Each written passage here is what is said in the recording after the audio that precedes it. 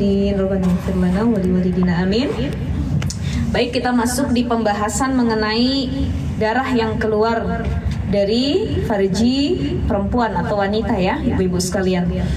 Bismillahirrahmanirrahim. Faslun, bermula ini fasal. Wa yakhruju minal farji salah satu dima'in. Yang keluar dari farji atau alat vital perempuan, salah satu dima'in itu ada 3 darah, 3 jenis darah. Yang pertama damul haidi, yaitu darah haid. Yang kedua wadamun nifas, ada darah nifas. Wadamul istihadah, yang ketiga ada darah istihadah.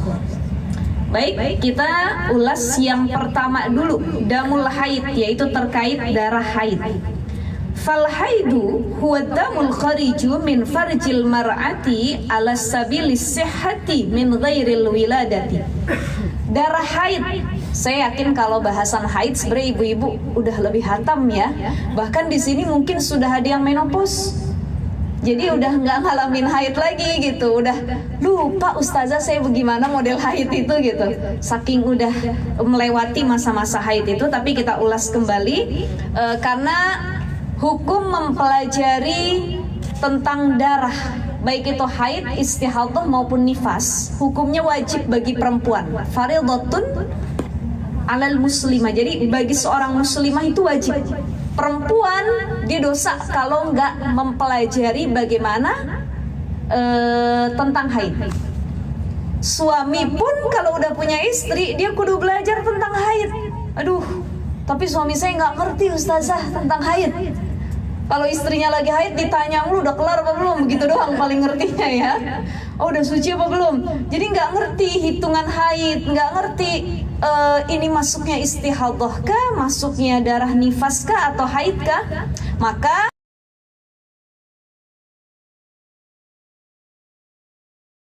keadaan seperti ini suaminya juga wajib ngaji untuk bisa mengajarkan istrinya. Ada suami yang nggak ngerti, nggak paham haid, tapi istrinya paham haid. Istrinya santri, istrinya pernah ngaji, ya istrinya pernah perdalam kitab tentang haid. Nah ini tidak memberatkan suaminya karena sudah paham istrinya. Tapi ada yang istrinya nggak ngerti, lakinya kagak ngerti, dua-duanya kagak mau belajar. Ya. Nah di sini keadaannya kalau suaminya tidak paham dan dia udah belajar tapi tetap nggak paham. Aduh mah, papa udah ikut ngaji tentang haid tapi kagak ngerti-ngerti juga, gitu ya. Udah pindah ngaji sana sini tetap nggak paham, nggak hafal terkait dengan haid. Ini kayaknya memang mama yang harus perdalam sendiri urusan mama. Kenapa? Laki-laki itu wajib memperdalam kitabul haid atau bab tentang haid. Karena nanti dia punya tanggung jawab ngajarin ke istrinya sama anak perempuannya. Apalagi kalau punya anak perempuan. Nah kalau dia nggak sanggup karena kelemahan yang tadi, sebab kurangnya hafalan, atau karena udah belajar tapi emang susah agak paham-paham, maka dia wajib mencarikan guru untuk istri dan anak perempuannya. Ya udah deh, daripada mama ngaji keluar, lebih banyak nih ibaratnya suaminya contoh nggak mau istrinya nih nggak ketemu sama yang lain yang bukan mahram dan lain sebagainya gitu ya. Udah saya panggilin aja guru ngaji ke rumah, ini khusus ngajarin bab haid atau fikih haid. Itu boleh. Tapi aduh nggak bisa nih, kalau manggil guru ke rumah lebih mahal, privat gitu ya. Ya udah mama ikut ngaji aja, ada ta'lim di mana yang bahas tentang haid, mama datang. Nanti kalau mama udah bisa, ajarin juga anak perempuan. Makanya ini wajib kita belajar kitabul haid. Walaupun kita udah menopause, ada yang sudah tidak haid lagi, tapi dia punya anak perempuan, dia punya cucu perempuan, dia kudu ngajarin. Maka ini wajib hukumnya ya bagi seorang perempuan dan seorang suami. Kalau nggak bisa, maka harus mencarikan guru yang lain. Jadi haid itu adalah darah yang keluar dari kemaluan seorang perempuan ala sabilis sihhati min ghairil wiladati, dengan cara yang baik, sehat, dan keluarnya itu min ghairil wiladati, bukan karena sebab melahirin. Maka ini kalau kita bahas haid, syarat haid itu ada 5. Ibu-ibu sekalian, syarat haid itu ada 5. Tapi sebelum bahas itu, saya pengen bahas dulu sedikit ini. pengertian-pengertiannya. Wan nifasu huwa damul khariju aqibal wiladah. Kalau nifas adalah darah yang keluar disebabkan abis ngelahirin, akibal wiladah.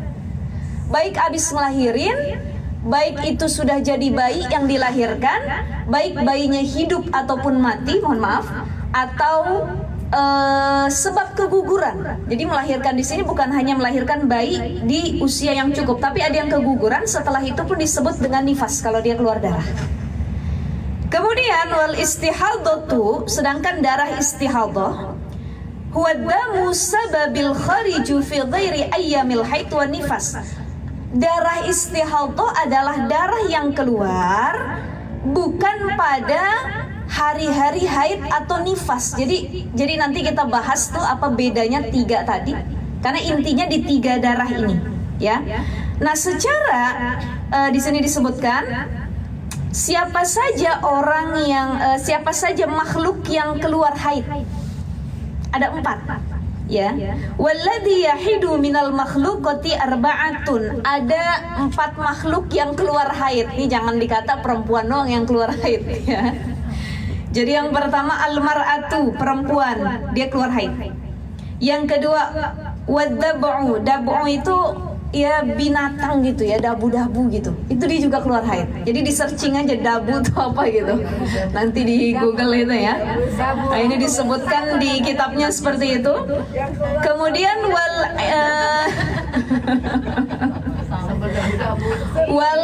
bukan sambal dabu-dabu ya. Ada juga namanya yang begitu ya. Wal arnabu, marmut tuh apa ya, yang kayak model kelinci kecil ya, dia juga keluar haid. Jadi makhluk yang ketiga yang keluar ini marmut tadi. Kemudian wal khufasyu, kelelawar, dia juga keluar haid. Jadi pas kalau ibu ngeliat kelelawar dia lagi menstruasi, lagi haid gitu. Ini Bu Fitra bingung lagi nih. Kata Bu Fitra gini, kemarin kambing keringetan. Sekarang kelelawar menstruasi, keluar haid ya. Ini disebutkan memang ada 4 makhluk yang keluar haid gitu ya. Jadi Allah kehendaki 4 makhluk ini keluar haid. Saya penasaran dabu itu apa? Apa binatang apa? Enggak, cuma 4.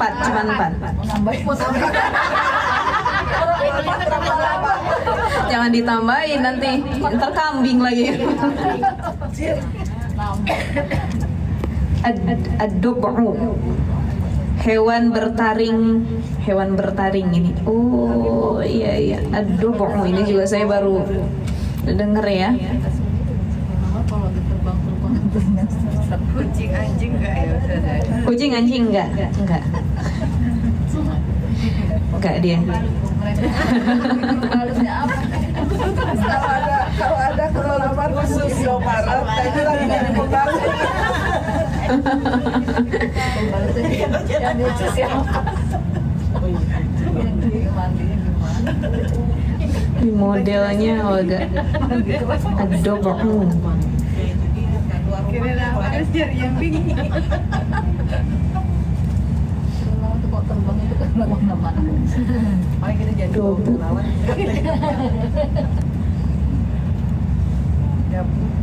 Oh ini ya, adobong atau hena kalau bahasa Inggrisnya. Hena itu ya, kalau bahasa Arabnya tadi adobu kalau bahasa Arabnya kan adobu. Ini kalau bahasa Inggrisnya hena, ini saya baru dengar juga nih, jarang lihat gitu ya. Jadi mirip serigala tapi beda gitu ya. Jadi kalau bahasa Inggrisnya hena gitu. Nah ini hewan yang halal ternyata dimakan, hena itu ya. Ada bertaring ya Bu Ustaz? Iya, tapi dia beda sama singa dan lain sebagainya gitu. Cuman mirip aja, mirip secara bentuk itu mirip kayak serigala tapi beda sebenarnya. Ini saya baru tahu juga nih, hena ya. Jadi ini disebut dengan adobu gitu ya.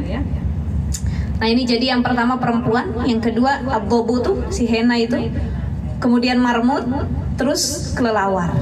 Jadi 4 ini dia menstruasi, haid ya. Cuman yang paling aman memang haid dan menstruasinya perempuan yang paling rapih.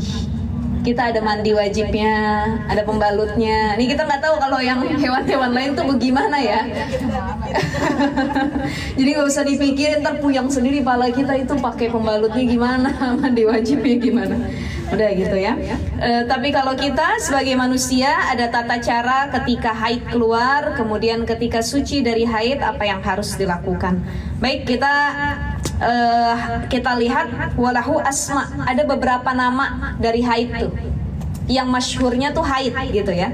Tapi ada wal iraq. Jadi haid itu disebut juga iraq, disebut juga ad-dihaq, disebut juga al-ikbar, kemudian wal i'sar, wat times, wat diras, itu nama lain dari haid. Tapi yang sering kita sebut haid. Jadi kalau ada orang ngomong saya tuh lagi iraq gitu, kita nggak ngerti kan apa nih maksudnya gitu, atau lagi dihaq, lagi ikbar. Nah itu nggak masyhur, nggak populer, karena yang masyhur dan populer adalah kalimat al-haidu atau haid gitu. Nah sekarang kita masuk di pembahasan tentang syarat haid. Wa aqallul haidi yaumun wa lailatun. Syarat haid yang pertama itu paling sedikitnya haid adalah yaumun wa lailatun, sehari semalam. Tapi ada ulama yang lain mengartikan yaumun wa lailatun itu bukan sehari semalam, melainkan 24 jam. Arba'a wa isyrina sa'ah, 24 jam. Ya, contoh begini. Jadi saya mau, ini kita pakai papan tulis biar lebih enak ya ibu-ibu ya. Ini sudah dirangkum. Nah, ini bisa dikatakan atau disebut haid jika dia memenuhi 5 syarat. Kalau dia nggak memenuhi 5 syarat ini, maka dia bukan haid. Ya, 5 syarat disebut, 5 syarat disebut itu haid. Oke, yang pertama yaumun wa lailatun, aqalluhu yaumun wa lailatun, paling sedikitnya sehari semalam, tapi kita hitungnya 24 jam. Oke, itu syarat yang pertama. Yang kedua di sini disebutkan wa aktsaruhu 15 yauman. Paling lamanya haid itu 15 hari. Paling lamanya. Jadi paling cepatnya 24 jam, paling lamanya 15 hari. Ini syarat yang kedua. Syarat yang ketiga, takribiyat atau usia orang yang keluar haid itu nggak boleh kurang dari 9 tahun. Jadi itu memenuhi syarat disebut haid kalau yang keluar haid usianya mencapai 9 tahun. Litis aisinin. Jadi 9 tahun usianya. Itu ya. Oke, nanti kita bahas satu-satu. Kemudian di sini, ini sebenarnya panjang tapi saya ringkas. Wa aqallut tuhri bainal haidataini 15 yauman wa la hadda li aksarihi. Syarat itu disebut haid yang keempat adalah minimal masa sucinya 15 hari.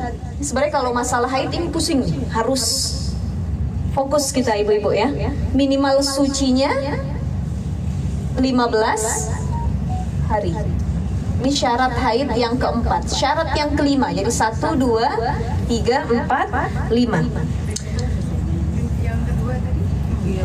Yang kedua ini paling lama keluar darah. Paling lama keluar darah. Paling lama keluar darah, jadi darahnya tuh tidak melebihi 15 hari keluarnya. Ya, ada yang kurang dari 15 hari. Nah, kalau ini adalah masa sucinya harus 15 hari. Sudah mens pertama, 15 hari kemudian baru mens lagi. Ya, seperti itu. Jadi jarak antara haid yang pertama dengan haid yang akan datang lagi itu harus 15 hari. Ini syaratnya, minimal sucinya 15 hari. Yang kelima adalah tidak habis melahirkan. tidak habis melahirkan. Jadi kalau dia habis melahirkan, maka dia tidak memenuhi syarat itu disebut haid. Contoh, ada orang yang nanya, misalnya dia datang, mau itu ke saya, mau ke ibu-ibu nih yang habis pada ngaji. Bu itu misalkan, saya haid nih, saya haid atau bukan ya? Masalahnya saya tuh udah keluar darah selama 4 hari.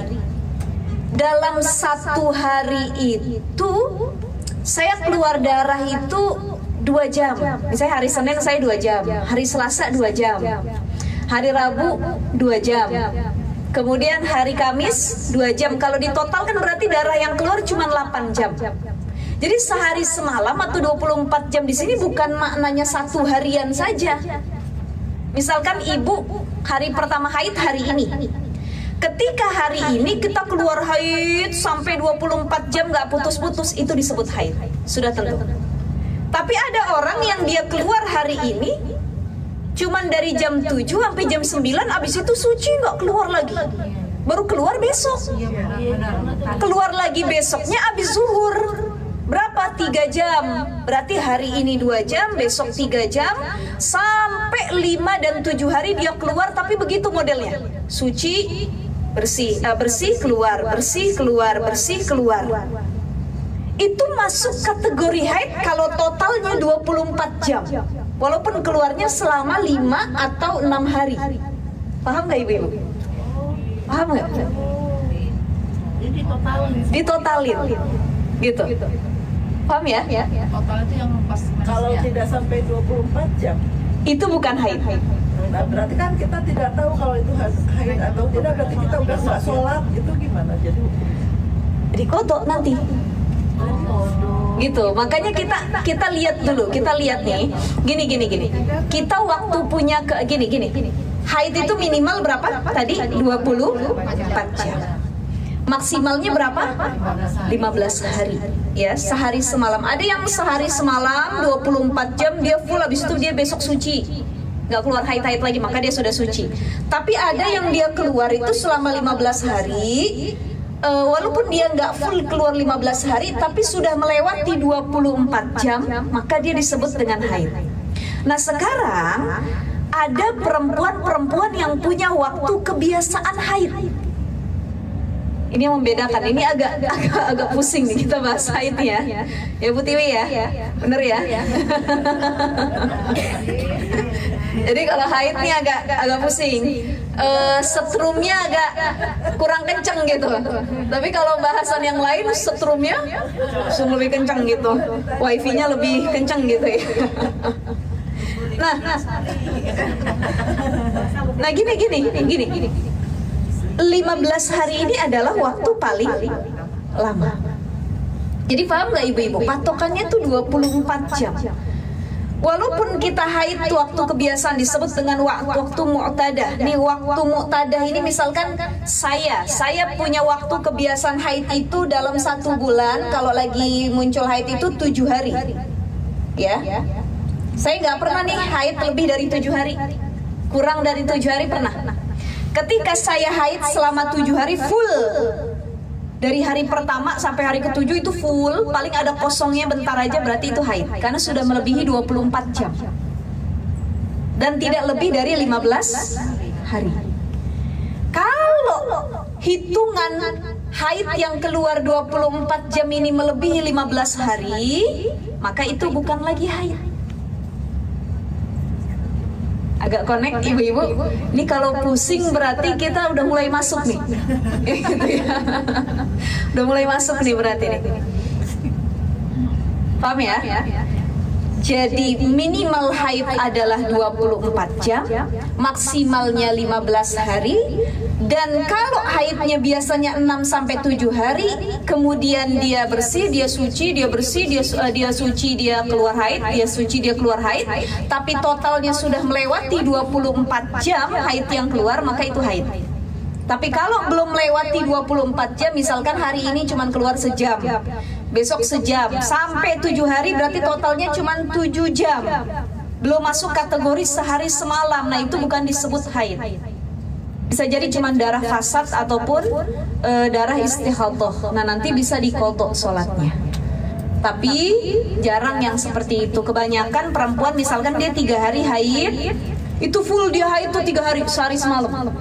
Kebiasaan kita begitu. Tapi ada ya, dia nggak cuman keluar flek saja sekian, terus kemudian ditambah lagi besoknya dan lain sebagainya. Oke, ini syarat haid 24 jam, yang kedua 15 hari, yang ketiga usianya harus 9 tahun. Ada yang nanya ke saya misalnya, Ustazah, ini saya haid atau bukan ya? Mbak berapa usianya? 25 tahun. Oh, berarti ini haid. Haid pertama atau bukan?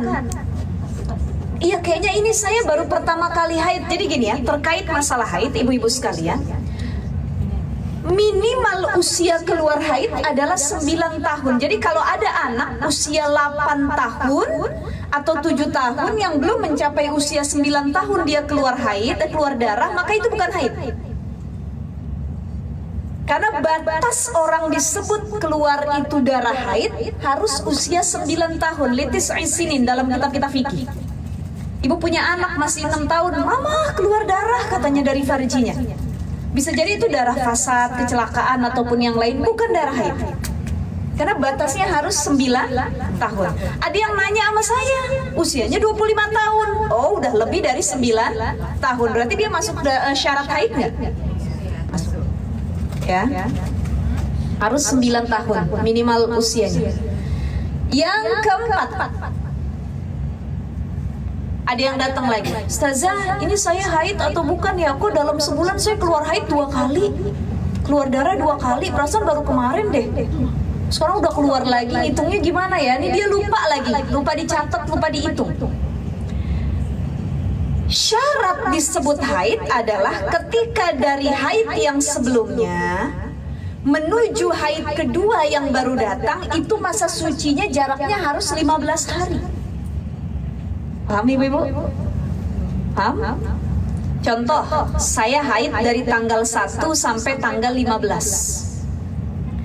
Dari tanggal 16 sampai tanggal 30 itu saya suci. Nah, di tanggal 1 yang akan datang lagi itu saya keluar haid lagi. Maka itu sudah disebut darah haid.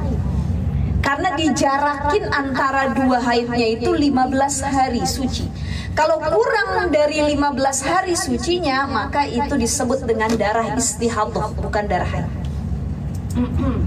Contoh, saya haid dari tanggal 1 sampai tanggal 15. Di tanggal 16 saya suci sampai tanggal 20. Di tanggal 21 atau 22 saya keluar haid. Udah nyampe 15 hari belum? Baru berapa hari? Kan tadi kelar haidnya tuh tanggal 15. Baru 5 hari. Sudah memenuhi 15 hari tadi belum? Berarti disebut haid nggak? Enggak. Itu darah istihadhah. Itu istihadhah sukro disebutnya. Tetap harus sholat. Ya, tetap harus sholat.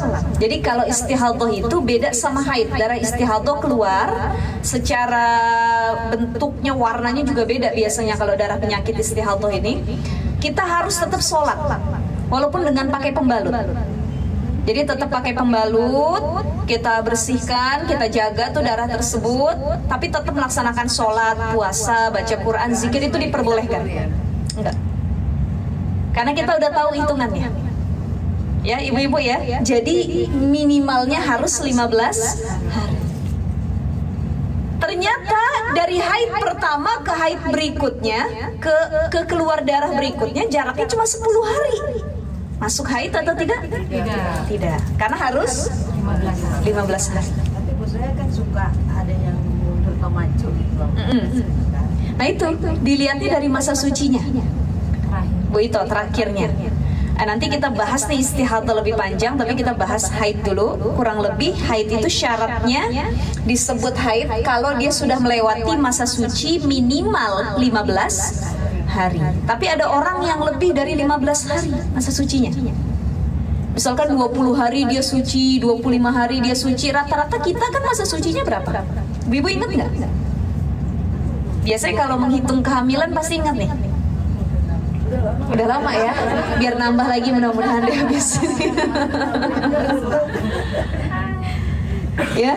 Nah itu biasanya kebiasaan kita masa sucinya ada yang di angka 21 sampai 28 hari. Kalau lebih dari 28 itu kan nanti hamil gitu ya, positif hamil karena udah telat haid gitu dan lain sebagainya. Tapi minimalnya 15 hari. Pokoknya patokannya ini 15 hari. Ya. Selanjutnya yang terakhir tidak habis melahirkan. Jadi kalau dia keluar darah habis melahirkan masuknya darah nifas. Bukan lagi darah haid, tapi sama-sama nggak boleh baca Quran, nggak boleh sholat, nggak boleh tawaf, nggak boleh ngapa-ngapain. Ini 5 syarat dari haid.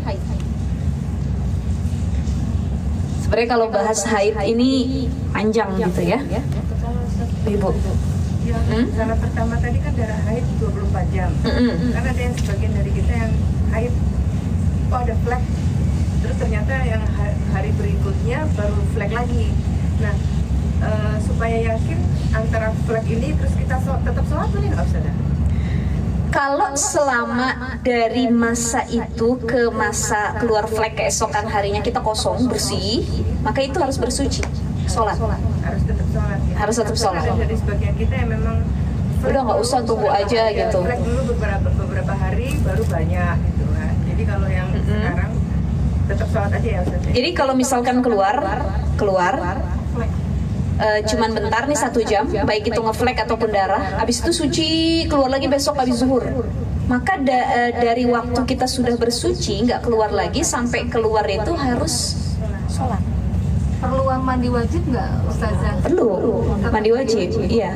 Apalagi ini kan banyak perempuan yang sebenarnya nggak lancar tuh kayak gitu ya, cuman keluar ngeflek, darah, besok ini mandinya berkali-kali akhirnya, ya, capeknya berulang-ulang gitu ya Bu. Aduh ya Allah baru mandi, habis itu keluar lagi, bersih lagi. Mau nggak mau harus seperti itu, tapi itu tetapnya dihitung darah haid. Jadi kalau keluar lagi itu darah haid, nanti suci lagi, sholat lagi, nanti keluar lagi darah haid lagi.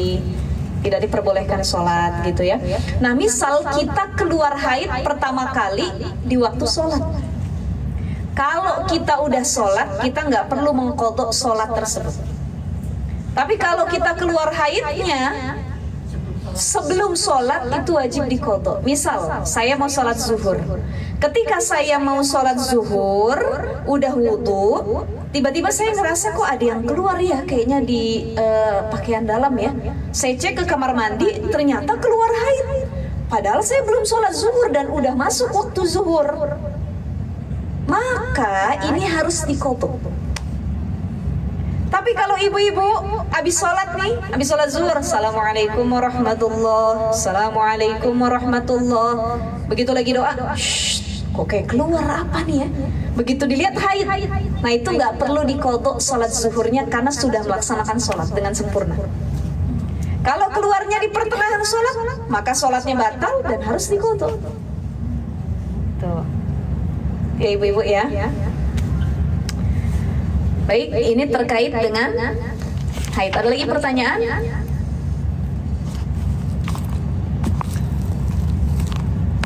Ada lagi pertanyaan sampai sini ibu-ibu?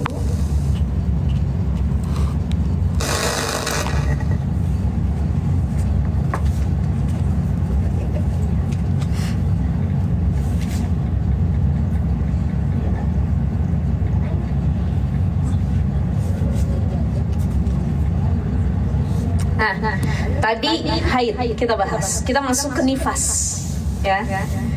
Ini ibu ada yang dalam waktu terdekat mau nambah lagi atau ngelahirin ya, atau punya cucu mantu, nanti biar tahu nih gimana gitu pas proses nifasnya. Oke, di sini kita bahas. Bismillahirrahmanirrahim. Wa aqallun nifas lahzuh. Paling sedikitnya nifas itu adalah sekejap mata, lahzatun. Wa aksaruhu sittuna yauman, paling lamanya nifas adalah 60 hari. Wa ghalibuhu arba'una yauman, biasanya orang nifas arba'una yauman, 40 hari. Ibu-ibu dulu kebiasaannya berapa hari? nifas? 40 hari. 40 ya? Mengikuti. Ada yang 25 hari, itu juga nggak apa-apa. Kebiasaannya kebanyakan orang 40 hari, paling lamanya 60 hari. Lebih dari 60 itu bukan lagi nifas. Ya, bahkan sekejap doang itu disebut nifas. Sekejap, abis itu langsung nggak keluar lagi, bersuci kita, udah boleh gitu, itu disebut nifas juga. Nah, sekarang kita bahas tentang apa sih rumusan nifas itu. Baik, rumusan nifas juga ada 5. Silahkan dicatat baik-baik, rumusan nifas ada 5. Ini saya hapus, boleh? Ibu?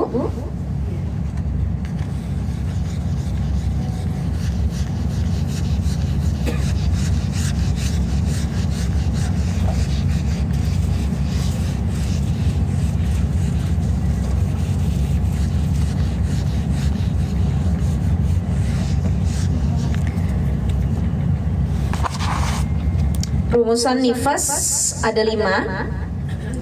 Nifas, ya. Yang pertama, keluarnya setelah melahirkan. Keluar setelah kelahiran bayi atau bakal bayi. Bakal bayi itu maksudnya dia belum jadi bayi. Jadi masih mudghah atau masih daging dan masih darah gitu kan. Ada orang yang keguguran di awal, maka ketika ada yang nanya, Ustazah saya keguguran, terus habis itu keluar darahnya darah nifas apa bukan? Iya, itu juga nifas. Karena syarat nifas itu adalah darah yang keluar setelah kelahiran bayi atau calon bakal bayi, tapi dia belum berbentuk bayi atau janin, gitu ya. Ya, baik di usia kandungan berapapun. Nah, ini sudah disebut nifas. Yang pertama. Yang kedua, rumusan nifas adalah setelah tuntasnya kelahiran. Apa bedanya nih? Setelah tuntasnya kelahiran. Contoh. Ibu ngelahirin anak, keluar nih satu, keluar tuh satu ya, habis itu keluar darah. Ini kita udah yakinin ya, darah nifas nih yang keluar.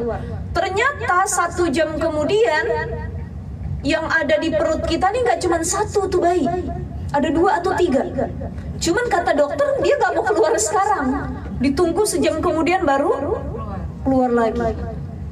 Udah keluar yang kedua, yang ketiga belum mau keluar lagi, ditunggu lagi sampai seluruhnya keluar.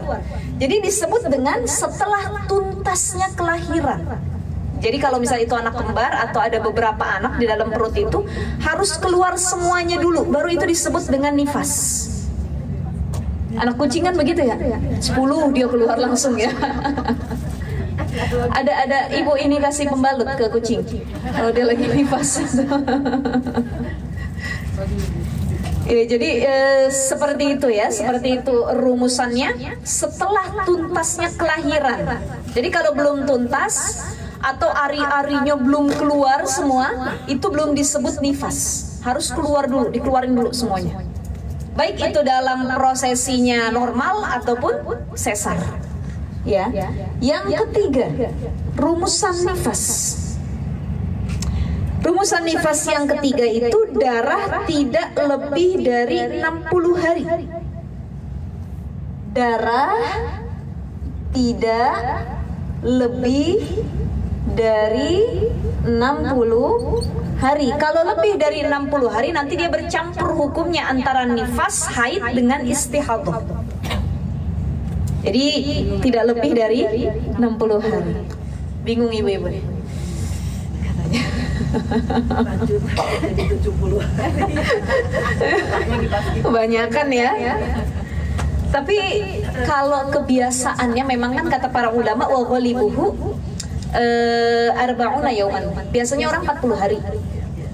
Emang jarang ditemuin orang yang nifas tuh sampai 60 hari, jarang. Saya aja waktu itu nggak nyampe 40 hari, kalau nggak salah cuma sebulanan mungkin ya, cuma 30 harian lah gitu ya. Tapi orang biasanya 40 hari. Ada yang sampai 60 hari tapi jarang. Syarat yang keempat atau rumusan yang keempat, nah ini nih, di saat orang yang keluar nifas selama tempo 60 hari, darahnya tidak terputus. Ini ya, ini darahnya tidak terputus. Darahnya tidak terputus. Sini disebutkan darahnya, darahnya terputus tidak lebih dari 15 hari. Paham nggak ibu-ibu? Enggak ya. Contoh begini, contoh ya. Nih contoh begini. Kita ngelahirin anak nih hari pertama, ya. Misalkan tanggal 1 lah, lebih gampangnya tanggal 1. Tanggal 1 sampai tanggal 10 kita nifas. Tanggal 11 sampai tanggal 20 suci. Gak keluar lagi maksudnya darah nifasnya.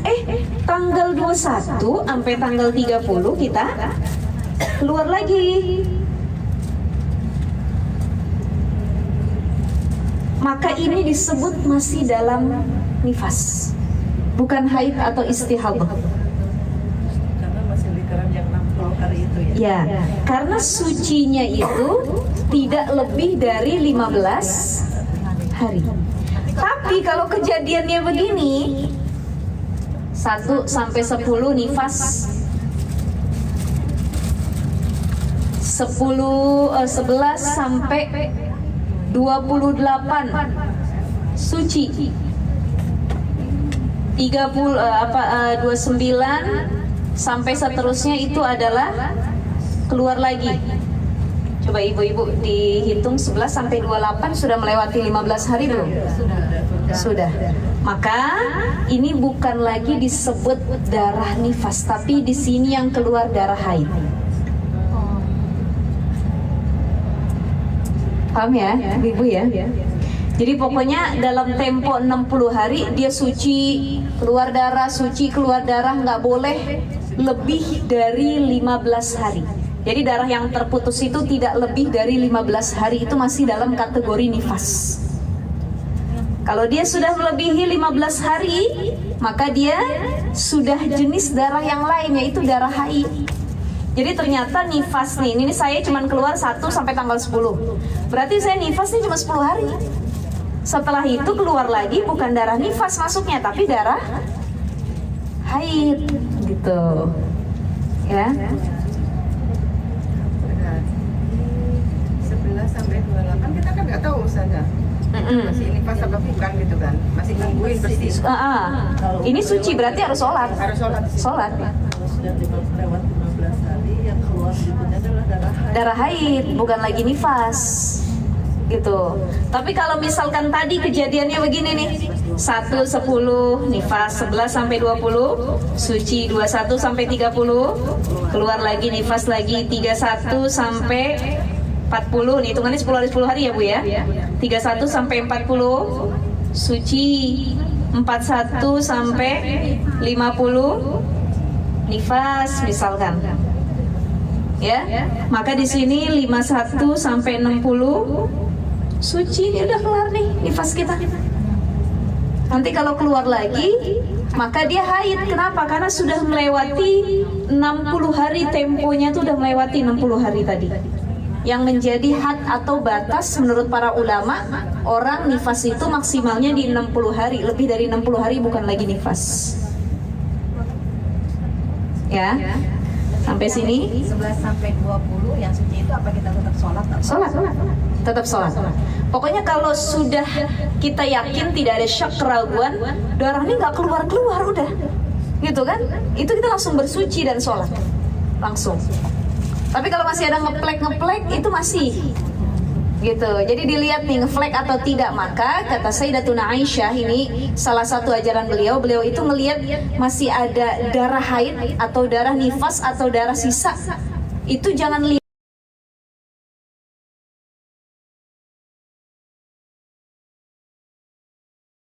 lihatnya dari pakaian dalam dan pembalut. Kadang-kadang nggak nyampe, dia nggak turun. Tapi kita ambil kapas atau tisu, kemudian dikuel-kuel ya bahasa kita ya, dan apa bahasanya tuh kalau orang sini tuh? Usap-usap. Enggak, kapas sama tisunya tuh kita ya kuel-kuel disebut. Lintir gitu. Darah putih bukan yang bening, yang masih ada Warna, ada warna. Hitungannya masih. Enggak, itu sudah keputihan.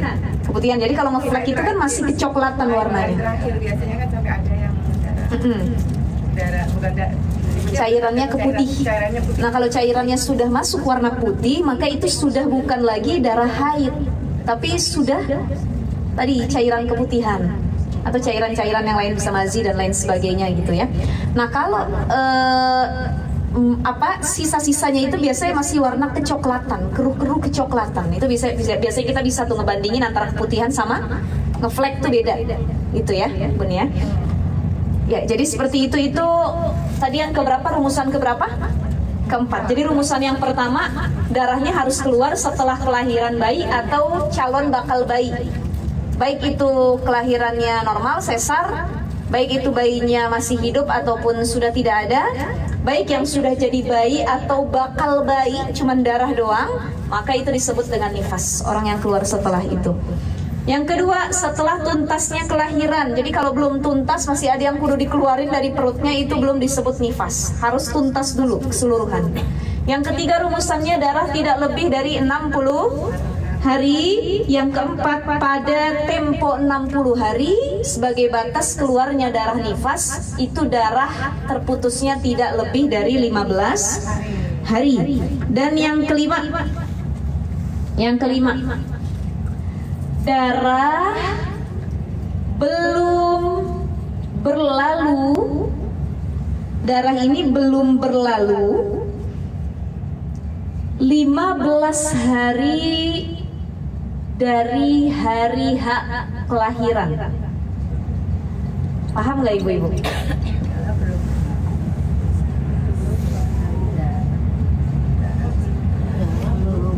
Darah belum berlalu 15 hari dari hari hak kelahiran. Contoh, setelah kita lahiran gak keluar darah sama sekali.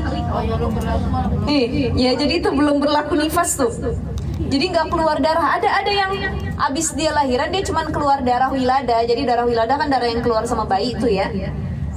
Abis itu dia nggak ada keluar lagi sama sekali. Sampai 15 hari. Nah, kalau dia tunggu dari hari hak kelahiran dia sampai kelahiran anaknya sampai ke 15 hari atau lewat 15 hari baru keluar, maka itu bukan lagi darah nifas, tapi haid. Pas hari H nggak keluar, suci bersih, tapi 2 hari kemudian keluar, maka ini darah nifas. Paham ya ibu-ibu ya? Atau 5 hari kemudian keluar, maka dia darah nifas karena dia belum melewati 15 hari. Pokoknya kalau di bawah 15 hari itu masih nifas. Tapi kalau sudah melewati 15 hari, contoh dia baru keluar darah di hari ke-18, hari ke-20, dari hari pertama dia ngelahirin nih, hari ke-20 dia baru keluar, itu bukan lagi nifas, tapi darah haid. Karena sudah dipotong dengan 15 hari masa suci ini, yang menjadi syarat haid. Gitu. Ini masalah darah aja berabe bener ya Bu? Banyak bener ini, Masya Allah. Ini selama ini kita kira sepele, ini cuman darah keluar dari farji wanita udah tanda haid gitu ya. Tanda haid, nggak boleh sholat pakai pembalut, mandi wajib, udah sepintas itu kita selama ini. Ternyata kalau kita perdalam ilmu haid, nifas, istihadah, Masya Allah, pabaliut, apa disebutnya? Atau orang Sunda ya, pabaliut, benar-benar Flashback. gitu ya. Jadi banyak ininya, ternyata banyak perintilan-perintilannya, banyak permasalahan muskilahnya di dalamnya. Jadi gimana ibu-ibu? Sudah paham? Pulang dari sini nanti kita ulang lagi biar bisa nyampein ke mantu kita, ke anak perempuan kita kan, karena mereka nanti mungkin akan melewati masa-masa nifas. Kalau ibu mungkin nggak mau nambah lagi ustazah gitu kan. Udah lupa juga cara ngeden gimana ya. Kita coba kan flashback dulu kita. Iya, gimana ya gitu ya. Nah, Tapi nanti ada yang harus dikodok. nah itu betul Bu. Takutnya, wah saya ngiranya ini nifas ya, ternyata bukan gitu. Dan harus dikodok, betul. Jadi kadang-kadang kan kita satu belum tahu ilmunya, yang kedua banyak yang terlewati lah akhirnya ibadah kita. Maka bagusnya memang rajin mengkodok di setiap waktu sholat. Kalau puasa, ibu-ibu lupa nih jumlah puasa yang ditinggalin. Gara-gara apa? Setiap Ramadan kalau nggak hamil menyusui. Kalau nggak nifas. Betul ya? Ini kayak saya besok nih, insya Allah kalau nggak ada halangan HPL-nya itu sebelum Ramadan, berapa minggu sebelum Ramadan. Jadi sudah pasti bisa jadi lagi nifas sama menyusui juga di bulan Ramadan. Maka mau nggak mau kan harus dikodok nanti. Nah ini mungkin banyak dari kita yang kebanyakan utang kita nih Bu. Tahun ini hamil, tahun depan nyusuin, tahun depan udah hamil lagi anak kedua ya. Ketiga itu banyak yang begitu akhirnya. Nah dia punya utang puasa beberapa kali, 3 tahun berturut-turut, berarti 3 bulan full dia nggak puasa. Gimana ustazah, masa saya harus bayar 3 bulan? Saya bayar fidyah aja dah, lama bener 3 bulan. Nah ini nggak boleh, harus tetap bayar puasa orang hamil dan menyusui. Nanti di samping ditambah dengan fidyah. Kenapa? Karena yang ditinggalkan bukan hanya 1 Ramadan, tapi beberapa kali Ramadan. Gitu ya. Jadi jangan minta keringanan, udah diringanin kita. Kapan bayarnya? Nanti kalau kita udah mampu sambil dicicil-cicil. Kalau kita ngebayangin bayar 3 bulan, kebanyakan emang nggak sanggup rasanya. 1 bulan aja banyak ya. Maka bayarnya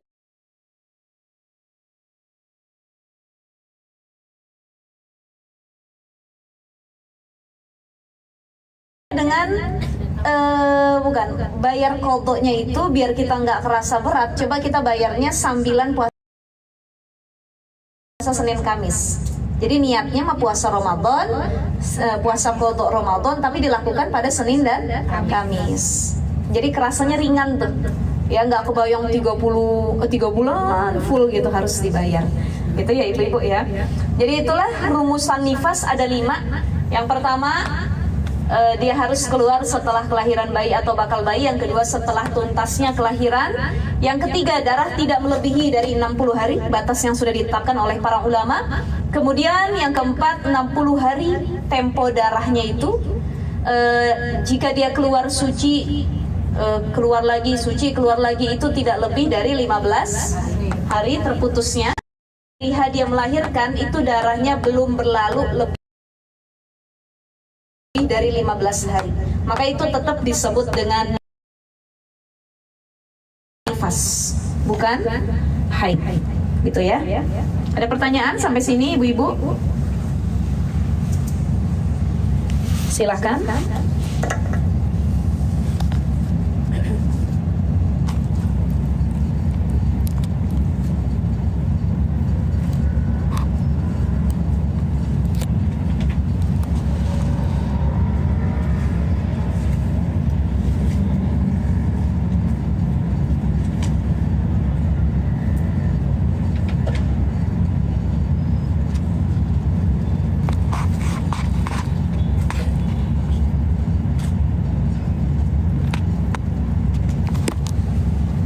Ada pertanyaan sampai sini? Terkait haid atau nifas? Itu tadi rumusan nifas, sebelumnya lagi rumusan haid. Nah yang ketiga adalah istihadah. Istihadah, darah penyakit. Mungkin kita nggak sadar kita pernah nih keluar darah penyakit. Nah biasanya ciri darah penyakit atau istihadah ini juga dengan rasa sakit. Kan ini kan darah penyakit ya. Saya dulu di pesantren, alhamdulillah kalau sayanya sih nggak pernah keluar, tapi saya dulu punya teman satu kobong, satu asrama, yang dia tuh punya kebiasaan keluar istihadah. Itu kalau udah kambuh istihadahnya sampai jejeritan gitu, nangis sampai pingsan dan lain sebagainya gitu ya. Tapi itu di luar hitungan haidnya gitu. Baik, kita masuk di istihadhah. Jadi istihadhah ini tetap wajib sholat ya ibu-ibu ya. Kalau keluar ya, saya hapus. Sudah? Dihapus ya.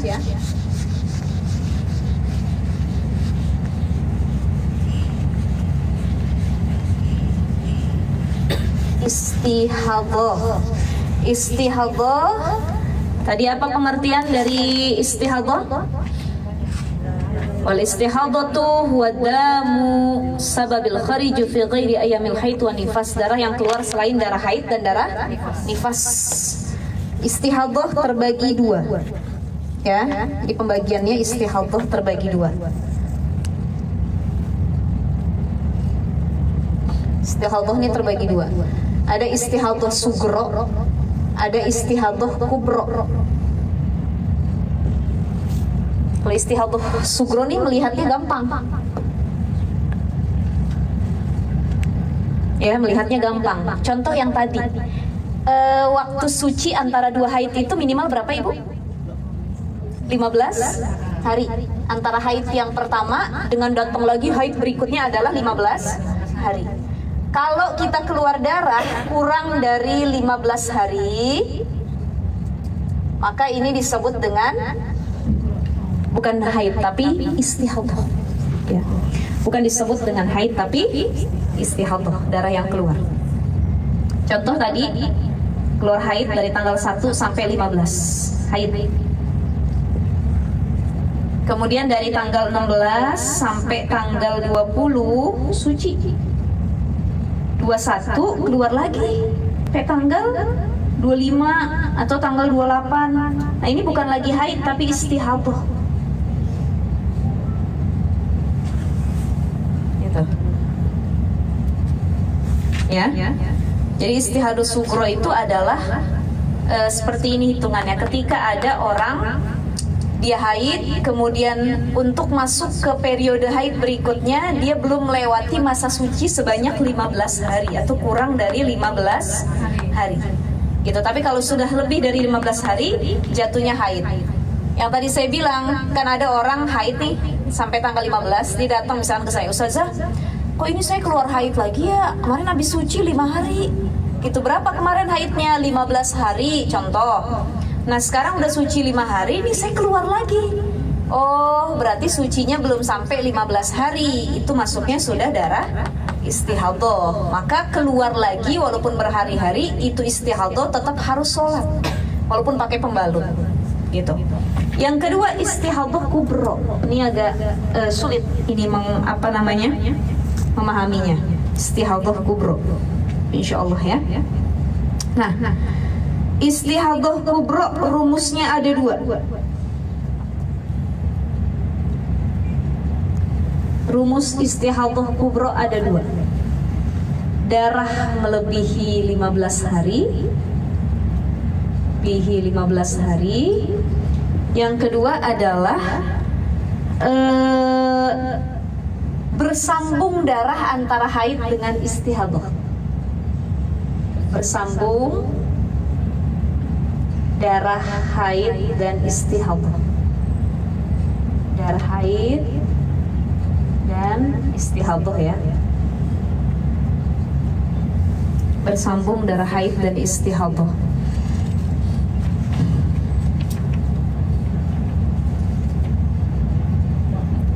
Jadi orang batasan maksimal haidnya 15.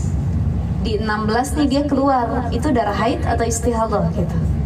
Ya, nah itu maksudnya istihadhah kubro, tapi dengan catatan. Jadi ada 2 jenis orang yang keluar istihadhah. Saya hapus ya ibu-ibu ya. Ada 2 jenis orang yang keluar istihadhah kubro. Yang pertama adalah al-mubtadi'ah atau al-mubtada'ah. Al-mubtadi'ah. Yang kedua adalah al-mu'tadah. Al-mu'tadah. Jadi yang pertama al-mubtadi'ah, yang kedua al-mu'tadah. makna keduanya, al-mubtadi'ah ini maknanya orang yang pertama kali keluar darah. Dia baru punya pengalaman pertama kali keluar darah gitu. Keluar darah dari farjinya.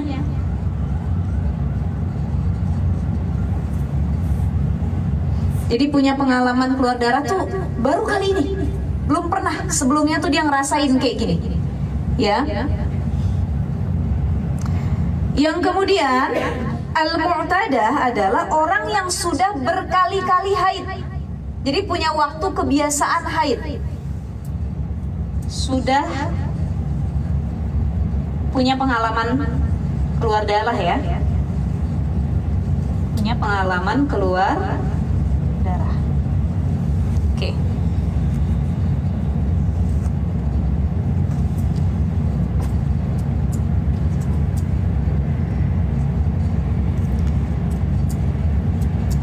Ketika dia pertama kali yang al-mubtadi'ah, dia pertama kali keluar haid, keluar darah. Mohon maaf, jangan disebut haid, keluar darah. Atau keluar haid ya, darahnya itu mau haid mau istihadah, pokoknya darah dia pertama kali keluar darah tadi. Dia keluar darahnya itu belum punya waktu kebiasaan. Kan orang itu kelihatan punya waktu kebiasaan kalau dia sudah melewati haid beberapa kali.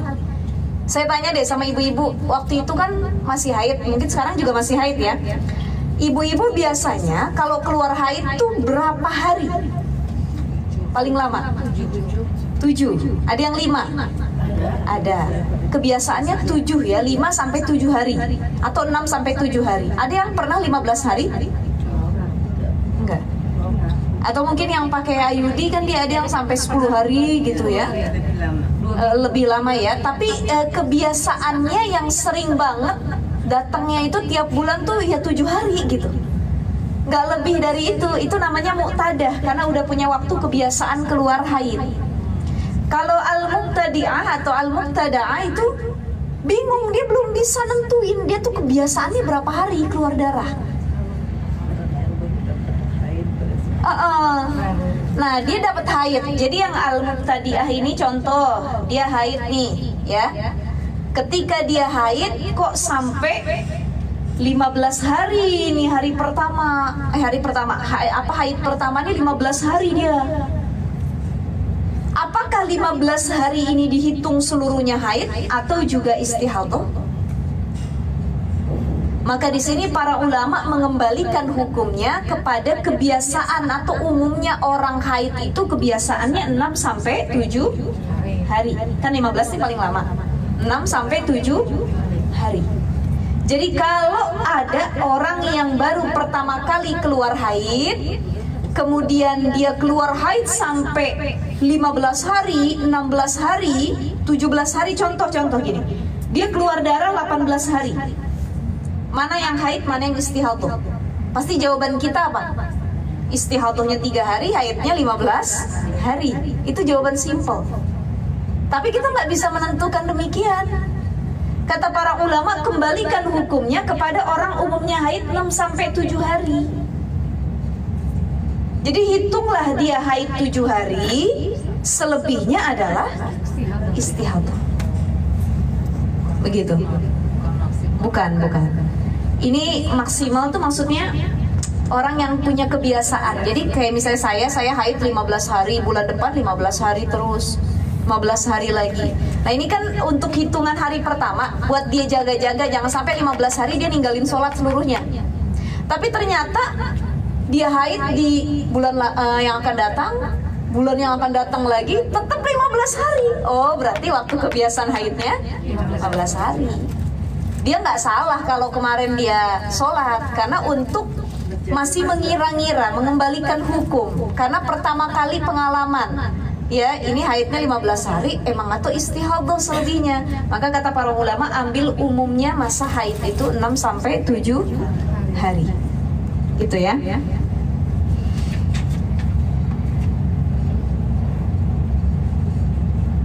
Yang kedua, al-mu'tadah, yang punya waktu kebiasaan. Nah, al-mu'tadah ini dibagi dua. Ibu udah dicatat ini? Al-mu'tadi'ah sama al-mu'tadah. Saya hapus lagi. Kalau ini perlu pakai papan tulis. Kalau keringat kambing nggak perlu kita perlu ini aja apa namanya, dipikir-pikir kemarin ya, yang suci itu apa, yang haram itu apa, binatang. Nah itu nggak perlu ya pakai papan tulis. Tapi kalau ini agak pabaliyat sekali lagi tadi kata orang Sundanya ya. Jadi al-mu'tadah. Al-mu'tadah terbagi dua. Al-mu'tadah terbagi dua. Tadi apa pengertian al-mu'tadah? Orang yang sudah Punya pengalaman keluar darah haid ya, jadinya sudah enggak ini lagi gitu, dia menerka-nerka lagi. Nah al-mu'tadah ini dia terbagi dua. Ada al-mu'tadah an-naqirah li'adatiha. Al-mu'tadah an-naqirah li'adatiha. Ini pembahasannya sebenarnya pembahasan anak santri nih Bu. Ya. Habis ini kita semua mondok nih. Biasa di pesantren yang lebih dalam bahas-bahas kayak gini gitu ya. Li'adatiha. Yang kedua al-mu'tadah. Penyebutannya juga banyak ain-ainnya ya Bu ya. Al-mu'tadah. Jadi yang pertama tadi an-nakirah, yang kedua itu adalah an-nasiyah li'adatiha. Li'adatiha. Apa bedanya dua ini? An-nasiyah. Yang pertama al-mu'tadah an-nakirah li'adatiha. Dia udah biasa haid, artinya bukan pengalaman pertama ya. Dan dia rajin ngitung kebiasaan haidnya. Dia ingat, simpelnya dia ingat lah ya, dia ingat periode haidnya, periode atau jumlah hari saat haid, jumlah hari saat haid. Tapi kalau yang kedua males nih, dihitung kagak pernah, lihat kalender kagak pernah, udah yang penting haid dah, pakai pembalut mandi apa udah gitu ya. Nah ini yang kedua ini dia lupa dan emang nggak pernah mau tahu, udah pokoknya keluar haid gitu ya. Dia lupa dan nggak pernah ingat apa hari biasa keluarnya. Ini banyak dari kita para perempuan yang bener-bener apa disebutnya tuh, udahlah, yang penting kalau keluar darah dia pakai pembalut, dia kagak sholat. Udah habis darah dia sholat lagi gitu ya. Termasuk golongan yang pertama. Golongan yang pertama. Udah dewasa masuk golongan yang kedua. Yang kedua karena udah keseringan deh haid gitu ya. Ternyata kita lupa nih nyatet tanggal ataupun yang lainnya. Nah, yang pertama al-mu'tadah an-nakirah li'adatiha. Kalau kita masuk golongan yang pertama untuk menentukan itu haid atau istihadah, kita kembalikan kepada waktu kebiasaan kita haid. Kita udah punya waktu kebiasaan. Contoh, saya haid itu nggak lebih dari 6 hari misalkan. Maka di hari ke-7, ke-8 itu bukan lagi haid, tapi istihadah. Karena dilihat dari waktu kebiasaan. Kata para ulama, waktu kebiasaan atau hari-hari yang kita sebut emang biasanya segitu, nggak lebih gitu. Itu biasanya dilewati 3 kali atau 3 tahun berturut-turut. Maaf, bukan 3 tahun, 3 kali, 3 bulan berturut-turut ya. Jadi misalkan saya haid usia 12 tahun ya, usia 12 tahun. Pertama haid 6 hari, bulan berikutnya 6 hari, bulan berikutnya lagi 6 hari. Kan udah ada patokan nih. Oh pokoknya haid saya tuh nggak lebih dari 6 hari. Kurang iya tapi lebih nggak pernah. Maka di sini patokannya 6 hari dia haid.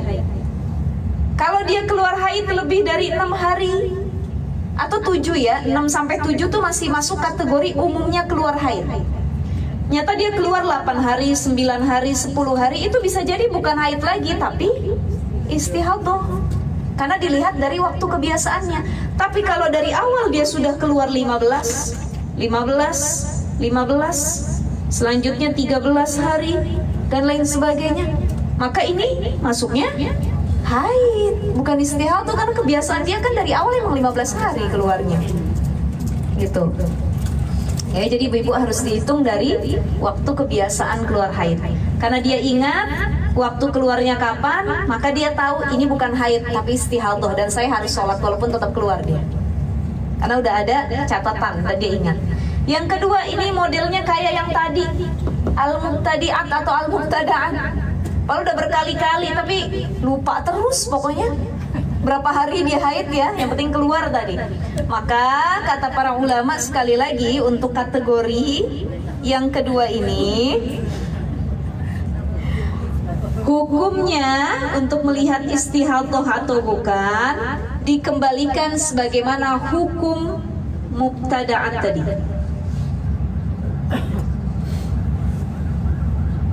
Pokoknya saya lupa ustazah, saya kadang keluar 5, kadang 4, kadang 7, kadang 8, kadang 10 pernah. Lagi pakai KB 10 hari, nggak pakai KB cuma 7 hari ini nih gitu-gitu ya. Jadi lupa pokoknya berapa-berapanya. Ya udah, kembalikan hukumnya seperti mubtada'at tadi. Ambil umumnya 6 sampai 7 hari. 6 sampai 7 ambilnya. Itu ya ibu-ibu ya. Ambil umumnya 6 sampai 7 hari, lebih dari itu berarti darah istihadah. Berarti udah kita bahas nih semua, haid udah, nifas udah, istihadah sudah. Masih ingat? Masih ingat?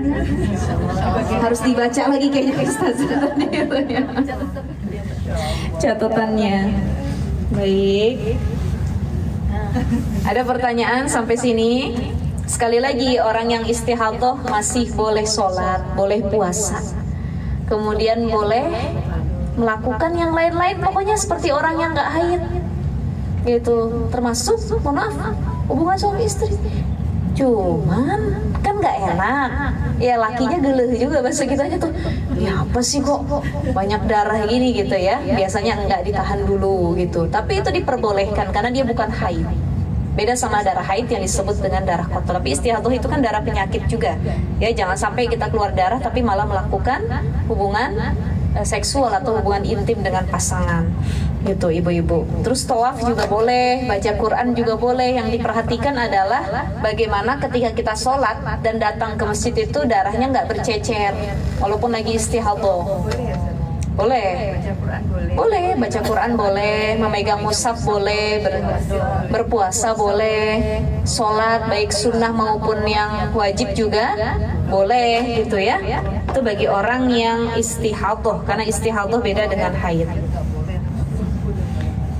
Jadi yang pertama tadi al-mu'tadah an-naqirah li'adatiha, yang kedua al-mu'tadah an-nasiyah li'adatiha. Jadi mereka yang premenopause itu masuknya ke sini ya? Yang premenopause. Premenopause dia kan suka flek terus yang 2 bulan udah panjang. Dan lupa ya, lupa maksudnya kan jumlahnya tuh gimana gitu. Karena kadang flek keluar, besok bersih, flek lagi, bersih lagi. Berarti ambil tadi masuk hukum yang kedua, an-nasiyah tadi, yang lupa. Nah, jadi dihukumi seperti orang yang baru pertama kali haid tadi gitu ya. Dihukuminya seperti itu. Jadi ambil waktu kebiasaan keluar fleknya 6 sampai 7 hari kah? Lebih dari itu, oh nanti itu istihadah gitu. Ya, tetap sholat dia. Ya, jadi kalau istihadah ada yang sugro, ada yang kubro tadi. Kalau istihadah sugro itu tadi yang kita pelajari, yang masa sucinya kurang dari 15 hari. Tapi istihadah kubro itu tadi istihadah yang dia ada jenisnya, ada yang al-mubtadi'at, kemudian ada al-mu'tadah, dan termasuk orang yang bersambung tadi. Jadi misalkan dia, kalau nentuinnya gampang begini, dia kebiasaan haidnya 15 hari ya, lebih dari 15 hari, hari ke-16 berarti istihadah. Tapi nih ceritanya dia keluar haid 18 hari.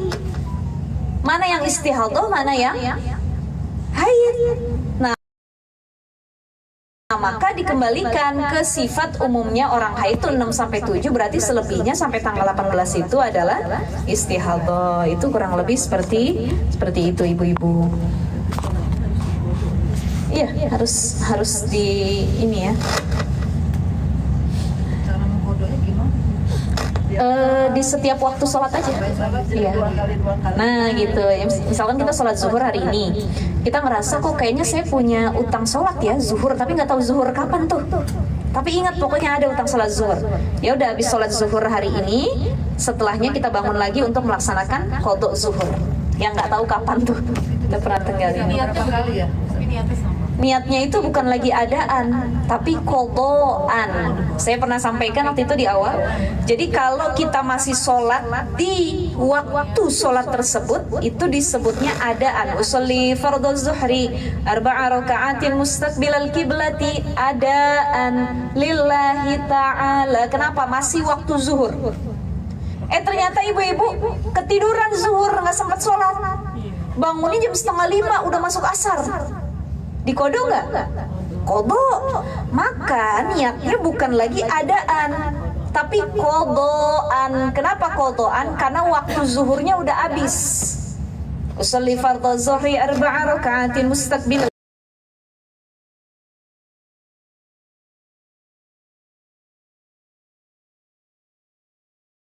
qiblati qadaan lillahi ta'ala gitu. Ya, jadi kalau bukan mengerjakan di waktunya itu qadaan gitu. Berapa kali? Bisa. Tergantung kita punya hutangnya berapa, pokoknya saya mau bayar rasanya gitu. Ada beberapa kali nih gitu. Silahkan dibayar pada waktu tersebut. Kita lanjut sedikit lagi ibu-ibu sekalian. Wa aqallu muddatil hamli. Tadi udah bahas haid, nifas sama istihadhah terkait darah. Nah, sekarang hamil nih. Ya, bahas tentang hamil ternyata di sini setelahnya. Wa aqallu muddatil hamli 6 ashhurin wa lahzatani wa aksaruhu 4 sinin wa ghalibuhu 9 ashhur. Paling sedikit atau paling cepatnya orang hamil itu 6 bulan. Jadi kalau dia ngelahirin setelah 6 bulan itu bisa. Paling cepatnya. Walahzatan di sini semua lahzatan wa aksaruhu 4 sinin. Paling banyaknya waktu melahirkan atau paling lamanya orang hamil itu 4 tahun. Ibu pernah ada yang hamil 4 tahun? Nauzubillah min dzalik. Lama bener itu ya. Oh, Masya Allah, nggak keluar-keluar. Tapi kalau sekarang orang udah ada metode cesar itu kan. Jadi kalau bayinya lebih dari 40 minggu nggak keluar-keluar, kata dokternya ya udah dicesar aja deh Bu. Ya diangkat aja bayinya, dikeluarin. Nah kalau orang dulu kan belum ada itu. Jadi ini dilihat dari kebiasaan orang dulu nih. Ini para ulama dulu pernah kejadian ya, ada di sini kisahnya, ceritanya. Ya, jadi pernah ada kisah memang yang dia hamil 4 tahun, anaknya lahir udah bergigi, punya gigi gitu. Ya Allah, Insya Allah ya. Jadi itu perlu disusuin lagi apa enggak ya? Karena udah lengkap itu giginya ya. Nah ini di sini disebutkan. Jadi paling cepatnya orang hamil itu adalah 6 ashhur 6 bulan. Kemudian paling lamanya orang hamil 4 sinin 4 tahun. Wa ghalibuhu, tapi kebiasaannya dan rata-rata adalah 9 ashhur 9 bulan. Ya kebiasaan adatnya 9 bulan, jarang orang yang 4 tahun. Artinya di kitab ini para ulama nyampein kalau ada orang dia hamil sampai 2 tahun, termasuk kan ada beberapa ulama yang di dalam kandungan ibunya itu 2 tahun baru keluar. Ya kita jangankan 2 tahun, ini saya udah 7 bulan aja udah rasanya ya Allah, maaf ya. Ini 2 tahun sampai 4 tahun, dan kala itu belum ditemukan metode sesar tadi atau bedah ya. Jadi benar-benar tuh melahirkannya lewat jalan apa kalau bahasa medisnya tuh pervaginam ya, apa namanya? Iya lewat normal gitu. Berapa jahitan kalau Nah itu makanya belum ada buat jahitan juga. Allahu a'lam bishawab ya. Kayaknya kalau orang dulu belum ketemu jahitan itu, belum ketemu. Itu saya dapat cerita aja dari nenek saya dulu. Nenek saya tuh anaknya 13. Ya orang zaman dulu kan banyak-banyak ya. Nenek kakek kita anaknya 13, 11 gitu. Belum ada TV. Iya, benar-benar. Jadi anaknya 13. Dan itu cerita nenek saya benar-benar nggak pernah dijahit. Nggak pernah dijahit karena mungkin belum ketemu ya ada metode jahit itu. Yang kedua memang nggak pernah robek, Bu. Jadi orang zaman dulu itu tahu gitu gimana sih tata cara biar ngelahirin tuh nggak robek gitu. Kalau sekarang tuh ada yang lagi viral tuh apa tiup-tiup katanya ya. Kemudian ya metode apa yang dia tuh keluar tapi tanpa jahitan. Jadi nggak kena jahitan sama sekali. Ya udah saya bilang terus gimana Nek kalau itu? Ya udah abis ngelahirin gitu aja didiemin katanya. Ya rapat sendiri gitu ibaratnya nggak pakai jahitan lagi. Tapi kalau sekarang bukan lagi dijahit, diobras. Ya, itu ada yang luar dalam diobras bahasanya tuh Masya Allah. Itu kalau misalkan kepala bayinya terlalu besar sampai digunting sama dokternya itu kan ke area belakangnya Masya Allah. Itu akhirnya banyak jahitannya gitu. Ya, Ibu ya lebih pengalaman lah dulu gimana gitu ya. Jadi kalau orang zaman dulu nggak ketemu tuh jahit, obras, sama sesar belum ada. Jadi ya udah keluar aja gitu, ya. Jadi belum secanggih seperti sekarang. Amma qawlu aqallu muddatil hamli sittatu ashhur fali anna Utsman radhiyallahu an ata bimra'atin qad ulidat li sittati ashhuri. Ini jadi kenapa disebut di sini bahwa paling sedikit orang hamil itu waktunya 6 bulan. Jadi pernah ada kisah di zaman Khalifah Utsman radhiyallahu an. Jadi saat itu Khalifah Utsman bin Affan, sahabat Nabi ini didatangi oleh seorang perempuan yang dia baru ngelahirin dan usia kandungannya itu baru 6 bulan gitu. Jadi 6 bulan terus lahiran. Kemudian berkumpul satu kaum itu ingin merajam si perempuan ini. Jadi ternyata perempuan ini hamilnya karena dia zina.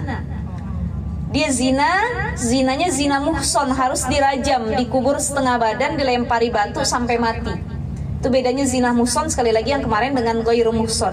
Kalau zina muhson adalah zina orang yang sudah pernah melakukan hubungan seksual, dia udah pernah menikah atau dia udah jadi janda, pokoknya udah pernah ngerasain deh gitu ya.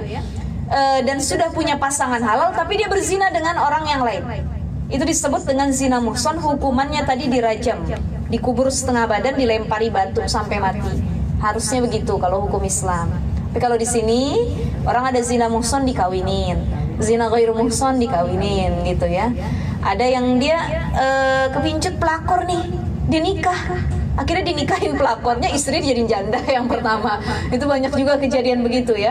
Padahal kalau berlaku hukum Islamnya, maka harus dirajam sebenarnya. Itu ya ibu-ibu ya.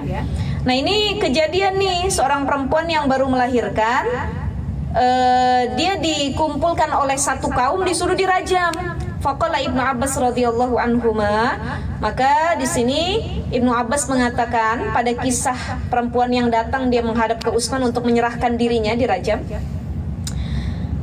Apa kata Ibnu Abbas radhiyallahu anhuma, anzalallahu taala, Allah berfirman, wa hamluhu wa fisaluhu salasuna syahran.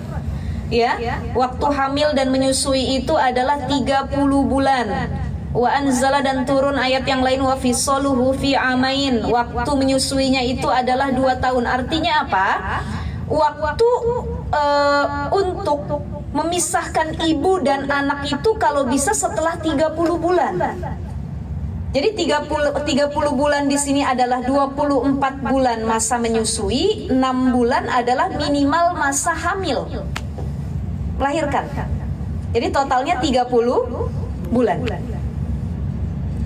Kan di sini disebutkan fal faslu fi amaini wal hamlu fi sittati ashhar.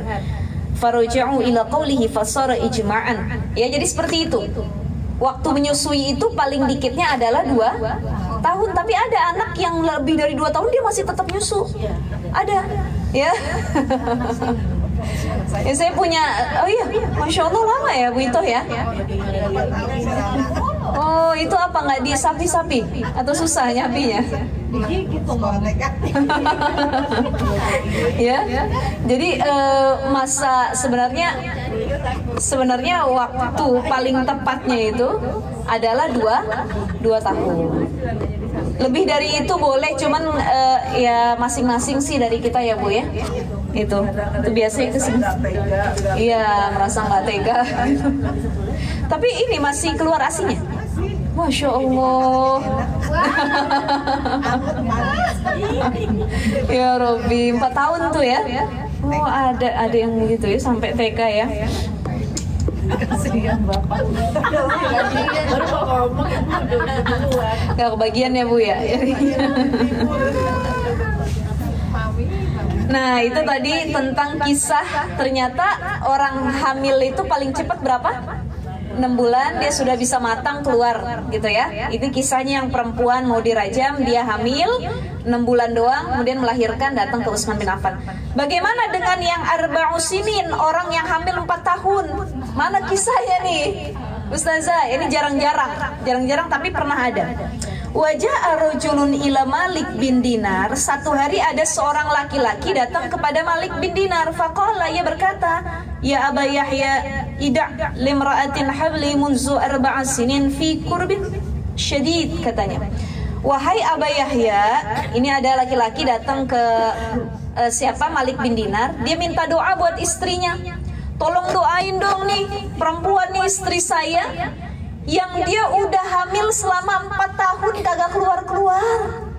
Kesian bener, fikur bin syadid, maksudnya udah letih banget, lelah banget, disulit banget rasanya ngelihat hamil udah 4 tahun gini kan. Lama banget gitu. Fada'alaha, maka Malik bin Dinar kemudian berdoa kepada Allah, maksudnya ya Allah mudahinlah persalinannya biar cepat keluar gitu ya. Faja'a rajulun ila rajulin faqala adrik imra'atak. Maka datang seorang laki-laki memberitahukan laki-laki yang tadi, coba lihat istri kamu tuh, katanya udah melahirin. Wah tadi barokah doa wasilah dari Malik bin Dinar gitu kan.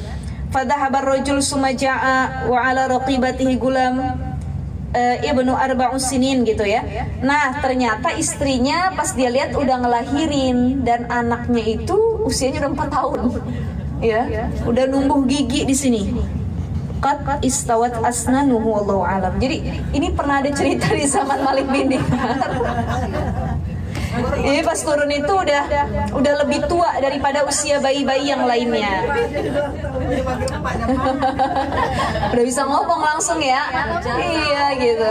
Kata anaknya, good morning mama. Kata emaknya, ya Allah 4 tahun. Ya Robby, ini kejadian dulu di zamannya Malik bin Dinar. Jadi ada yang minta doa, didoain karena istrinya udah kelamaan hamil, ternyata ngelahirin, habis didoain. Tapi anaknya sudah lebih tua dibandingkan bayi-bayi yang lainnya dan sudah tumbuh gigi. Begitu ya ibu-ibu ya. Ada pertanyaan sampai sini? Jadi kalau ada orang dia hamil lebih dari 40 minggu atau sampai 2 tahun jangan dikatain, memang kan di sini ulama bilang paling lamanya 4 tahun. Gitu ya Bu ya. Ya cuma saya nggak ngebayangin kalau 4 tahun itu kan berarti lebih dewasa, lebih tua ya bayinya ya. Itu maksudnya ngeluarinnya tuh gimana gitu ya Bu. Nggak kebayang. Masya Allah.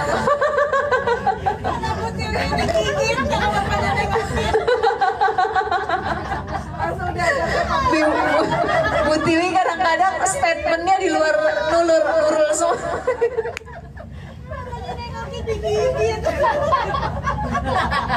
Udah habis ketubannya gitu ya. Kata anaknya mau ngapain lu katanya. Masya Allah.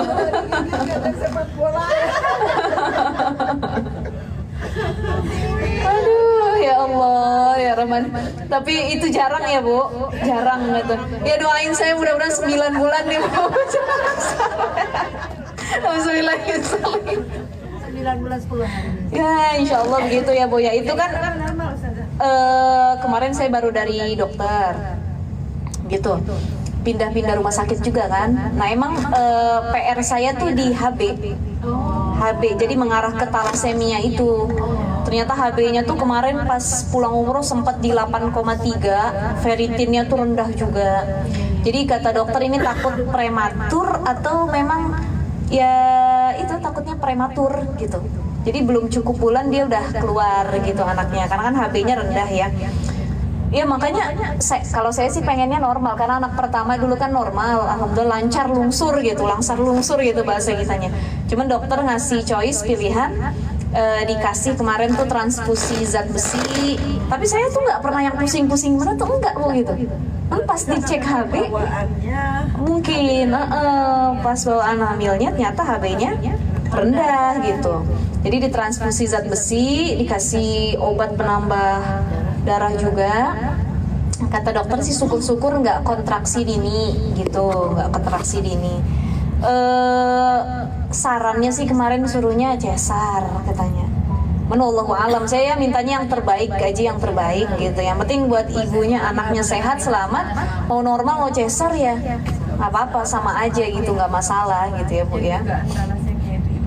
Iya ibunya aman, tapi kan makanya ibunya tuh harus dipush ya dengan tadi obat dan lain sebagainya biar nggak nular ke anaknya anemianya gitu. Karena ternyata anemia itu menularkan ke bayi juga, janin gitu. Anemia yang mengarah ke talasemia, jadi kekurangan defisiensi zat besi juga apa gitu. Itu kalau yang benar-benar dia talasemia tuh harus transfusi darah.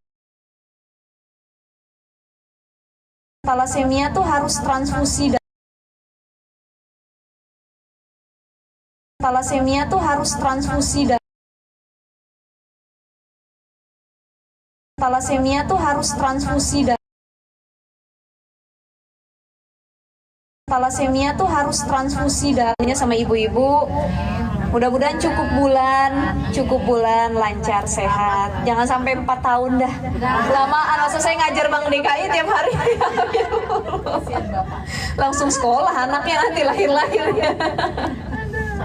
4 tahun gitu ya. Ya kalau ibu-ibu kan kebiasaan kemarin ngelahirin udah cuma 9 bulan ya Bu ya.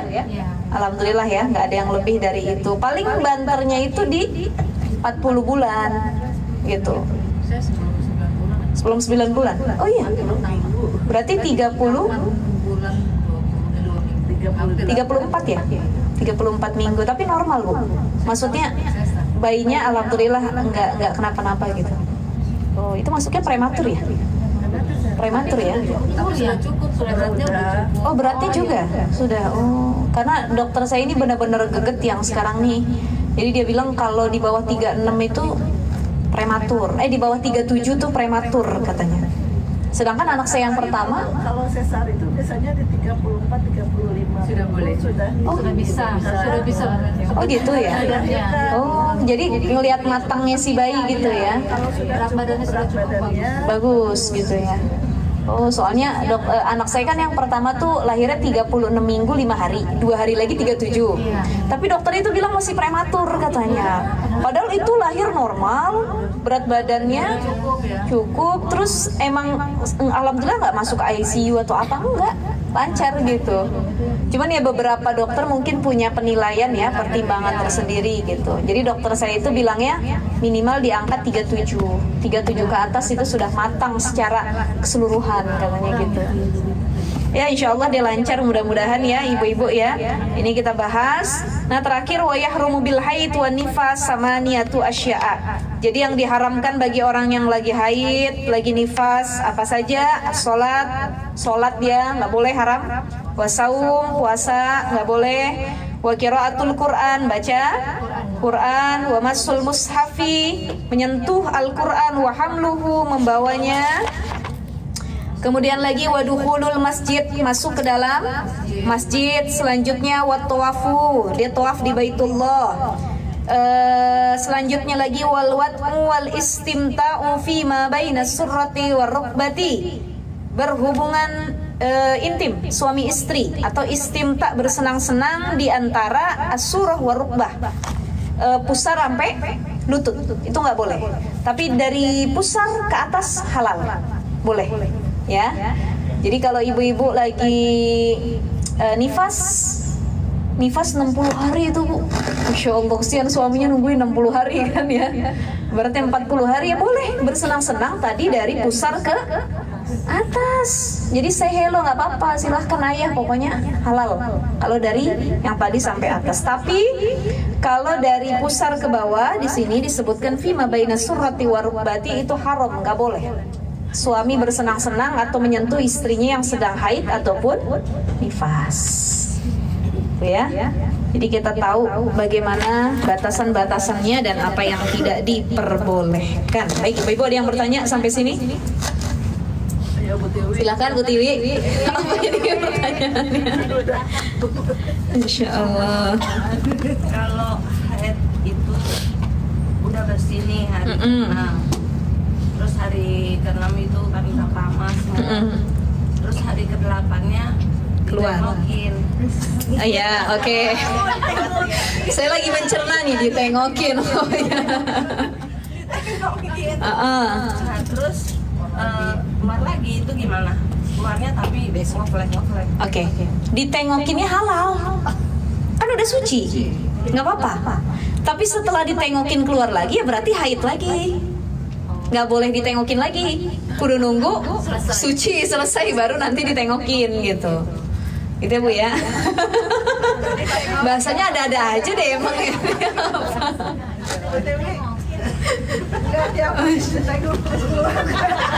Yang penting catatannya gini Bu Tiwi, yang penting catatannya setelah 6 hari sampai batas dia ditengokin itu dia udah mandi wajib. Jangan sampai keburu ditengokin belum mandi wajib gitu. Mandi dulu. Jadi jangan nanti udah dah saya jamak aja mandinya deh. Mandi dari haid juga sama mandi habis jima juga. Wah itu nggak boleh itu. Jadi kalau mau berjima dengan suami setelah haid mandi dulu. Kalau dalam mazhab Syafi'i itu mandi dulu.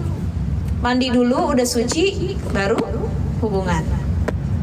Nah, kejadiannya begini, Bu Tiwi, maksud Bu Tiwi mungkin begini. Abis ditengokin, belum sempet mandi, keluar haid. Betul?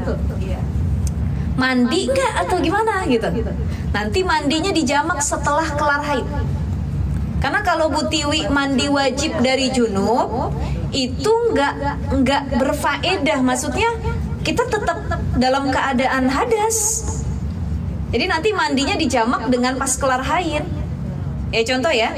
Jadi mohon maaf malamnya kita hubungan dengan suami, paginya nih rencana mau sholat subuh mau mandi. Pas ngeliat keluar darah haid. Ya udah nggak usah mandi wajib, mandi biasa aja. Mandi wajibnya nanti kalau haidnya udah selesai. Jadi dijamak gitu. Ya, Bu ya. Ada lagi pertanyaan? Sudah? Tiwi lagi enggak udah? Cukup Bu Tiwi ya. Jangan keseringan Bu Tiwi. Karena sering-sering mandi sepi karena sering dia. Masya Allah. Soalnya mami juga pegang sadar. Mami ada cucu. Oh iya. Ada cucu mana saja.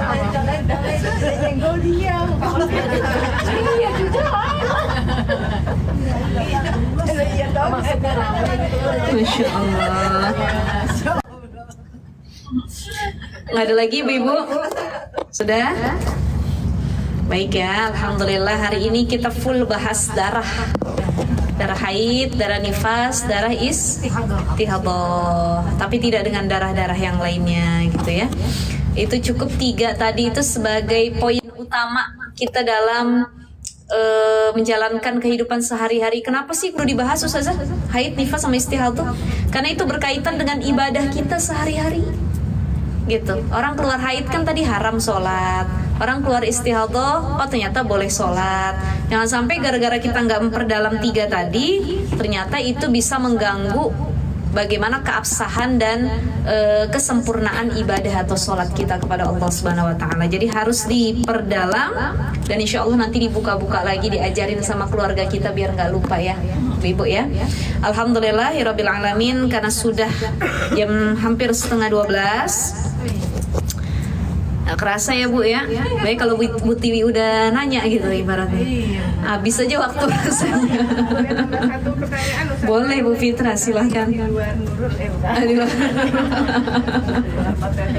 di luar materi gitu. Kalau air ludah sama dahak itu najis atau enggak Ustaz? Itu satu. Kemudian kalau yang kedua, pada saat kita sholat, kemudian kita lagi batuk, gitu, keluarlah dahak. Nah, si dahak ini harus kita ludahkan Atau ditelan? Kita telan. Ya. Pertama, ludah dan dahak itu nggak najis, ya. Dia najis kalau ludah dan dahak anjing dan babi. Itu najis yang kita pelajarin kemarin ya. Nah sekarang kita lagi sholat, tiba-tiba gitu, keluar nih ya dahak kita. Kalau sekiranya dia bisa dikeluarkan maka dilepehkan, bagusnya dikeluarkan. Kalau lagi jamaah kan nggak mungkin, gitu kan? Atau gini, jadi kalau kata para ulama terkait dahak ini, kalau sekiranya dia bisa dikeluarkan, keluarkan, nanti tahan dulu. Nggak bisa nih kita dijatuhin nih, nggak bisa disebutnya tuh dilepeh. Tahan dulu di mulut, tapi jangan sampai tertelan, gitu. Kalaupun tertelan sebenarnya dahak nih nggak apa-apa sama ludah, karena kan dia sudah jadi, apalagi ludah itu bagian dari mulut. Jadi nggak mungkin orang tuh nggak ada ludah dalam mulutnya, itu dia nggak bisa napas, nggak bekerja gitu ya. Nah dahaknya itu, ya kalau misalkan sekiranya dia gini, kalau bisa keluar boleh dikeluarin. Tapi kalau tidak keluar dan tertahan, didiamkan saja sampai kita kelar sholat. Kejadiannya beda kalau lagi puasa. Kalau lagi puasa dahak itu keluar, ya maka harus segera dilepehkan agar tidak tertelan, karena ludah sama dahak beda. Tapi kalau misalkan sudah mencoba dikeluarkan tidak bisa, ya sudah nggak apa-apa, ditelan juga. Malah misalnya dahaknya turun ke bawah gitu kan. Jadi ditelan nggak apa-apa. Nggak batal kalau sudah ada ikhtiar untuk mengeluarkan tapi nggak bisa, gitu. Tapi kalau sudah keluar, sudah ada di mulut, habis itu ditelan lagi, enak banget nih dahaknya nih, misalnya atau gimana gitu ya. Nah itu malah yang membatalkan puasa. Asin-asin gitu ya. Ini hati-hati nih, saya sering sampaikan, kebiasaan kita nanti kan kita mau Ramadan bentar lagi. Kalau ada sisa-sisa makanan di gigi, itu kan suka tuh, udah lewat waktu sahur ya. Tiba-tiba jam 7 pagi kita lagi ngorek-ngorek gigi nih pakai lidah kita. Wah ada daging rendang tadi nih katanya. Diicip-icip masih berasa gitu kan, enak udah ditelan, batal puasa kita. Gitu, maka kalau kita mendapati sisa makanan atau dahak itu buru-buru dibuang. Itu kalau lagi puasa. Tapi kalau lagi sholat, selama dia tidak mengganggu sholat kita, ditahan dulu aja. Kalau udah keburu keluar nih, misalnya kita batuk nggak sengaja reaknya keluar, ya ditahan di mulut sampai kelar sholat itu, atau dilepehkan sekiranya itu apa ya, bisa kita elap gitu pakai mukena atau yang lainnya, nggak apa-apa karena itu nggak najis sebenarnya. Kayak kita nih ada cabai, mohon maaf. Kalau dahaknya hijau kental gitu ya, masya Allah. Bayangin lagi jamaah diludahin tuh. Kalau kita merasa nggak bisa meludahi dan nggak enak nih, kalau harus dikeluarkan ya, karena kan kanan kiri ada orang atau gimana dan nggak enak memper ke baju. Ditahan pun nggak apa-apa dengan catatan tidak tertelan lagi, gitu. Karena kalau tertelan lagi kan batal sholatnya, seperti sedang makan gitu. Ditahan aja di ujung mulut gitu. Tahan juga kan, susah kita bacaan juga kan. Ya itu makanya. Ya kalau kita mau lebih khusyuk, dibatalin dulu sholatnya, buang dulu dahaknya, gitu kan.